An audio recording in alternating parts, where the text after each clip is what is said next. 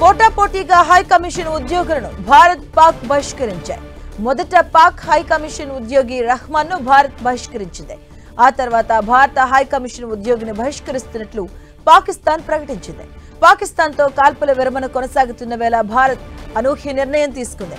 కార్యాలయ పరిధి దాటి కార్యకలాపాలు సాగిస్తున్న పాక్ హై కమిషన్ ఉద్యోగి రహమాన్ ను భారత్ బహిష్కరించింది. 24 గంటల్లోగా భారత్ నుంచి వెళ్లిపోవాలని హుకుం జారీ చేసింది. ఈ మేరకు భారత విదేశాంగ శాఖ ఆదేశాలు వెలువరించింది. తమ నిర్ణయాన్ని తెలియజేస్తూ భారత్ లో పాకిస్తాన్ వ్యవహారాలు పర్యవేక్షిస్తున్న అధికారికి లేఖ రాసింది. ఇక రాయబారి కార్యాలయ ఉద్యోగి ముసుగులో రహమాన్ గూఢాచార్యం చేస్తున్నట్లుగా భారత్ గుర్తించింది. పాక్ నిఘా సంస్థ ఐఎస్ఐ కోసం రహమాన్ పనిచేస్తున్నట్లు గుర్తించింది. డానిష్ అనే పేరుతో ఐఎస్ఐ కోసం రహమాన్ పనిచేస్తున్నారు. ఇక 2 రోజుల క్రితం రహమాన్ కు సమాచారం ఇస్తున్న వ్యక్తి పంజాబ్ లో అరెస్ట్ అయ్యారు. భారత సైన్యం సమాచారాన్ని రహమాన్ కు పాకిస్తాన్ కు చేరవేస్తున్నట్లుగా భారత్ గుర్తించింది.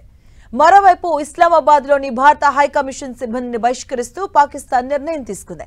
అధికారిక హోదాకు విరుద్ధంగా ఇతర కార్యకలాపాల్లో పాల్గొంటున్నట్లుగా పాక్ ఆరోపించింది. 24 గంటల్లో వారు దేశం విడిచి వెళ్లాలని పాక్ ఆదేశించింది.